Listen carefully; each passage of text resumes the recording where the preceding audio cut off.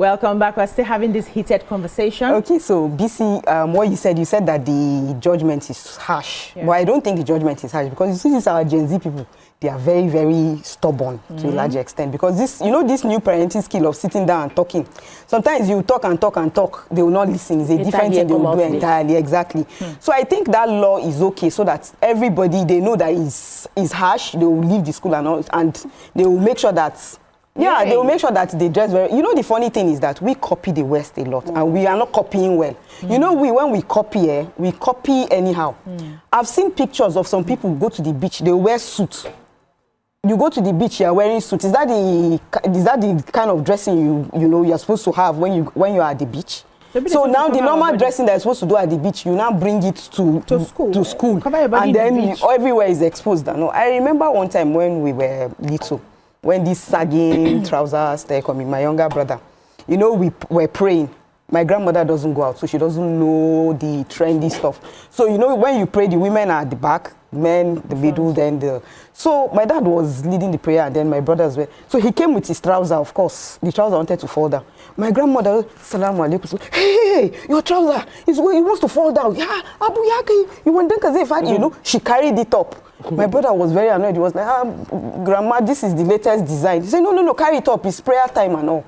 Since that day, she spoke to my dad, and my dad was like, don't ever wear that kind of trouser. Your trouser must be well, your waist, you know, and everything. And if you notice the way they dress, this trouser, it makes them even look shorter.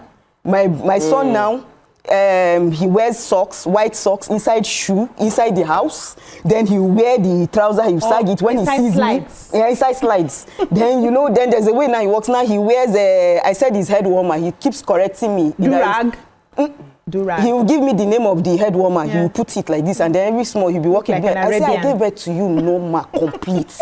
Which one is this one that you are walking? You are God, I did it normal. Like came out from the hospital. Nothing. He's just he's 13. I brought you from the hospital, normal, everything. Which one is your side now? Why is this leg going like this? What is all this? So you keep talking and talking and talking, and this is it. Yes, so I agree with the law and everything. And then about the hair making for guys, for men, yes, for men. I don't see anything wrong with that. But the thing is that let's be able to differentiate between the man and the woman now. Do you understand? Because now, if you see the hairstyle that they do now, they will do the one that you see some men. You will know they are men. They look so beautiful, you know. They no beards, they have the hair, and then you know when they come and approach you, you start looking. You can't differentiate. There are so many of them on the internet. Yes, you see, you'll be looking for maybe you see, you don't see anything. You won't see anything. You'll be wondering, this one a man, what's going on there? Confused. You understand? So this hair something, that one, but then you see some. You know, they look very nice and everything. All those ones that look very nice with their beards and then when they come, don't listen to them. Don't listen to them. Don't listen to them. Small players and all. Yes. Oh my goodness. So when people go to the university, it's around the age of rebellion. It's like deep into the age of I'm an adult. Like I can do. I have freedom. University is like one of the times where you are completely off from your parents over a long period of time. So people try to do all the things they cannot do before. And the school rules are locked within the school environment. If you want to be naked, go outside the school compound and naked in your naked there. The school is not going to hold you responsible for what you do outside the school premises. What they are saying is within the school premises, don't lock lips with somebody. Don't be on the street and you're now necking and romancing one another and causing us be sitting on each other. Like these things are not allowed within our school environment. How do we see our husbands? You can date decently. Relationship decently within the school environment. If you want to now do other things extra, go outside and do it. If you want to weave your hair, go outside and do it. If you want to color your hair, go outside and do it. Anything you want to do within the school, being able to, adults is about discipline. So if you don't learn how to discipline and like I have opportunity to be free, but I am disciplining myself. They are teaching you something that you will need as an adult when you get outside into the real world, because it's still it's a controlled environment where they are conducting an experiment on how to be an adult in an appropriate way. And so you must subject yourself to that experiment, because when you get outside, you will meet things. So we are in a new world. You can color your hair. Just wait 4 years. It's just wait. Wait the 4-5 years you used to finish university. Then go outside. Immediately you graduate like this, collect your pali, color the hair. The moment, just do anything you want to do, but be able to discipline yourself that within this period I'll conform with the rules within that school. And I feel that any society that really loves you, it is those that love you that will discipline you. Yeah. It is those that love you that will correct you. Yeah. When they put strict environments in place, it is because they want you to develop. Every developed society we are seeing right now, they don't do anyhow. If they go and you want to be free, go to some countries, go to Saudi Arabia now and say, I am so free, I'm going to do. Those societies have created this rule. Yeah. If you don't like it, don't take your children to those schools. There are many other universities that are more free. So find the one that is free. Some universities are right now, they are glorified secondary school, and people are complaining. Must you take your children to that particular university? Find the one that aligns with who you are and put your child there. Okay, yes. So first off, we need to understand that the kids are supposed to go to school, to university when they are 18, right? Yeah, 18 plus. Yeah. And let's not take away the fact that kids have to also express themselves. They have to grow. The age of expression. The expression. They have to experience certain things for themselves. Yeah, they are allowed to make mistakes, so they learn from them. You can't take away life experience from them. Thank you. No matter how much you love a human being and shelter a child, you're also doing them a disservice. Thank you. By not letting them also experience certain things within certain boundaries. Yes. And it's at that time of the you don't want your child to finish university where they're supposed to start working and everything, and then they're starting to color their hair. Thank you. To now find themselves. The university gives the children the opportunity to experience, to find themselves, to know what they want to do, no boundaries, make mistakes within that childlike environment.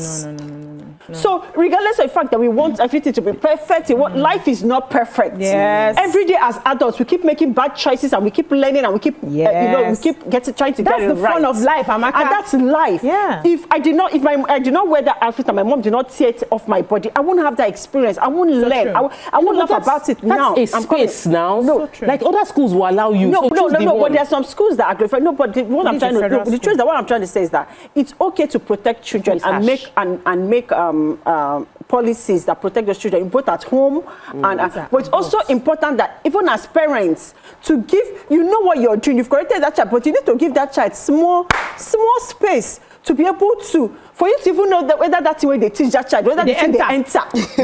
You cannot live your life and live the life of your child. It's not possible. That is wickedness. I love so regardless of anything that happens, and we appreciate the protection, please let children be children. Yes, let them grow. I agree with you. In fact, you took it from my heart. That was why I wanted to start from that. There's an age where people are beginning to find themselves. Many of us got into the university and realized, okay, I'm talented in this. I'm this and that. And that's it. We found it in the university space because there was an enabling environment for us to flourish. I see many people go to certain schools where they treat them like a glorified secondary school. And then they come out of that university, and what they should have done at a certain age is what they are now trying to explore at an agbalagba age, where you are now coming back to say, no, I'm not going to color my hair anymore. That's when they want to start coloring their hair. You hear people of their 30s. Anytime you wake up in your morning. No. That's waking up wrong. Because you should have woken up when you were supposed to wake up. I understand why you said what you said. But the thing about the matter is, I feel like the school is diverting attention from the crux of the university education. We understand that, first of all, they are there for academics and also for character building. So there's a way you do these things. Me, rustication is a no-no for me for dressing. If you catch them, those ones that flout some of those, yes, wear them uniform. Let them sweep, let them clean, let them, those are some of the things, and then everybody goes back to class. Because they're adults. If you can trust them that their votes can count at that age, if you can trust them that at that age they can take alcohol, they can smoke, they can do whatever, we can trust them that they can choose what they want to wear at that age. There are certain professions that are very strict because of the nature of professions. When you were in school, you the law students. No, all of us are not lawyers now. The law students. The law students. We already know that you are coming in there. They have a code of dressing. Nobody argues with that. the medical students, we already know that most of the time they are in their lab coats. The political science student, nobody gave me what to wear. Nothing. The fine art student, nobody gave me what to wear. Yeah. Even for fine art, you need to be more free. Exactly. So, but let's take the scholar. Good morning, Fadikemi. Are you there? Oluwakemi, are you there? Good morning. Yeah, good morning. You are live. Go ahead. Across the world. I'm Kemi, and I just want to chip in some points into what you ladies are doing. And just like what Beecee said, I wouldn't agree with Beecee at all. Okay, ma. You know, she was saying that children, they should be left alone to do what they need to do. But honestly, sometimes where there is no law, where there is no rule to govern, then there's a problem somewhere. When we are telling our kids that we send to school, to university to read, and they keep coming back to school in skimpy, how do they read very well? Look at the trend of those that comes out with first class. You can see their hair not made. They look good because they have the time to read, to put things together. But when you look at those coming out with pass, with third class, with all these, you see they party, they do all this, they want to live the life. But they want to live. Of the world. And like what Tokwe said, I really agree with Tokwe. We need to back them. We need to let them know that this is good. This is where you need to read, not where to party. This is not where you need to get nice and get your freedom all over the place. Thank you. Holidays, you do freedom. She's a lawyer. There was a time she came to Nigeria and she was like, we made a dress for her and it was a tiny, one long V-neck. She had to cover it up. Yeah. Oh, are you still there? Oh, I think she's gone. Yes. So yeah, we're taking a short break now, but I have a lot of things to disagree. Life is not always black and white. The people who come out with the first class work for those who come out with the third class. We know that. Living examples everywhere in the world. So it's not about that. But let's take a short break. When we come back, we'll continue the conversation. Stay with us. Stay tuned. Your View will be right back.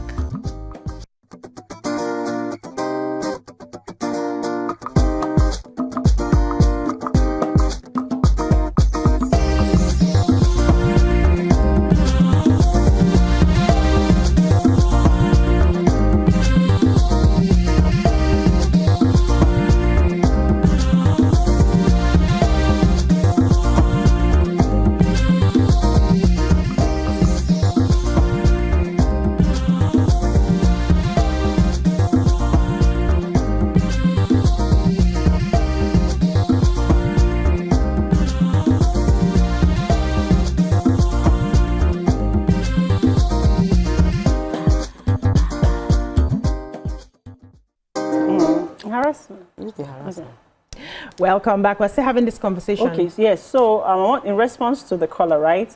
I remember, God bless my dad, because when I was going to uni, and my dad did the same for all my siblings, like my father started and he would tell you, I'm not telling you to go get a first class. I want you to be a rounded child. I don't want you to be when you go to school, don't be the triangular child. Don't move from maybe where you live to classroom, from classroom and back to church and back. Yeah, I want you to be a rounded child. On Fridays, throughout my uni days, even now as an adult, on Fridays, my father will call me then in uni. How are you, high school, everything? What's your weekend plans? What's the plan for the weekend? Okay. Are you going out? Okay. Where are you going to? Okay. Do you need money for drinks? Did that affect your grades? It made me a rounded child, and I have a balanced social life. Thank you. Like, it's important. It didn't affect my grades. Thank you. Amongst my peers, I'm seen as my grades are super amazing. Thank you. My siblings are star kids. They're A kids straight throughout, right? So, my dear, let me tell you something. It's important for a child. So it's not about first class, second class. It has nothing to do with anything. You want you to have a child that is well-rounded. Yes, that's I agree with you. And lastly, for expulsion, I think expulsion is extreme. Very extreme. Yes, I think there are other ways that you can discipline a child within the school environment for them to learn, not expel the child. Expelling them because they decided to wear skimpy, please. That's extreme. While I was in school as well, I was into beauty pageantry. I was traveling from state to state for beauty pageant. I started with the one in the school and all of that. it did not affect my grades. There were people that were sitting there in that school that their grades could not come close to me. As I'm traveling, I know, because I already know, see, raise your children to know why they are where they are, to know what they are there for, to know what they are getting out of it. Once you can do that conveniently, see, you have successfully raised your children.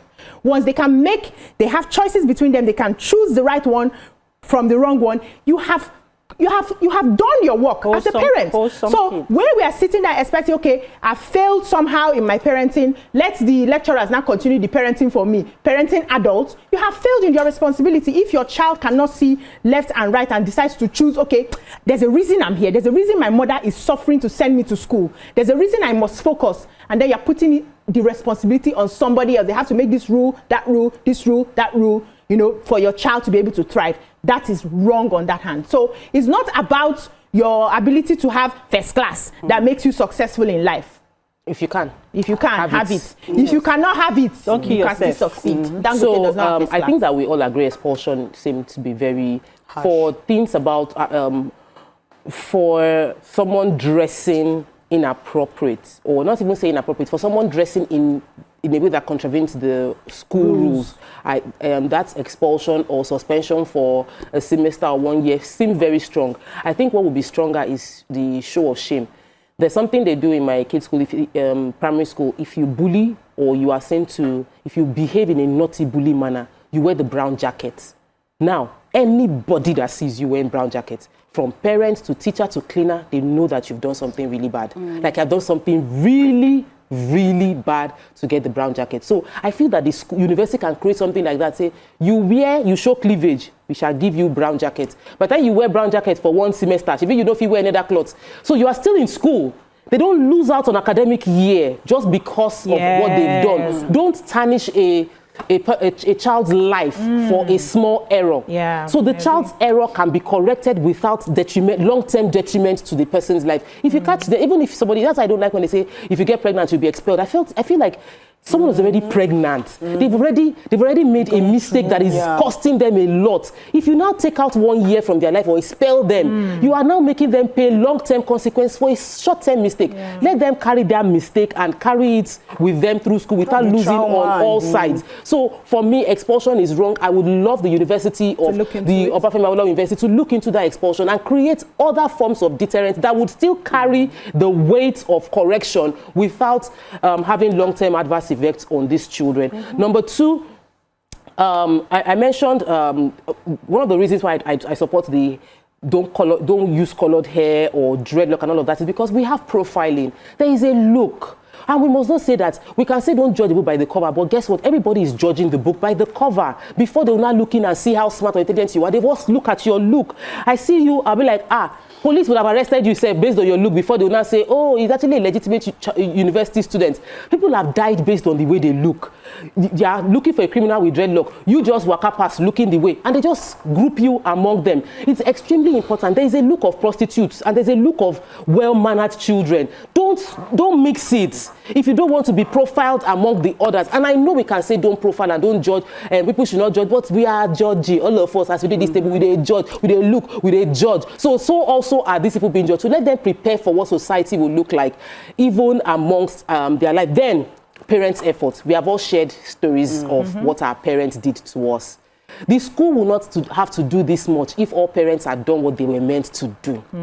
But some parents no agree do what they're supposed to do. So now, before you now use your lack of parenting to corrupt my groomed child, the school is standing in gap to ensure that those that are not well brought up will not also suffer the consequence of, will not influence and infiltrate the ones that are well brought up with their negative influence. So I feel that, yes, it's important that parents step up. I know how my mom was mommy of everybody. If you are fixing your hair and you do color them, my mom will come and meet you and be like, I'll give you money, go and change this hair to black. Before they will now look at you and call you something else. We all need to stand in gap for one another. Unfortunately, we have to wrap up the topic. I hear we have a guest that's going to be joining the show. I didn't know we had a guest initially, but we have a guest, so we have to go. We have heard everything. Yes, everybody has spoken well. The school needs to somehow go back and to the drawing board and see what they can do. The punishment is too heavy for that, and make the rule in such a way that indecent. Nobody here is saying we should dress indecently in school. I will not want my child to expose her body in school, right? We're not saying we should do that. But then there are ways that we can do it so that we're not, you know, insisting on it has to be this way, it has to be that way. It's not a secondary school, neither is it a primary school. Thank you so much for your contribution, ladies. That's all we can take on this segment. When we come back, we have a celebrity guest with us. Stay with us. Stay tuned. Your View will be right back.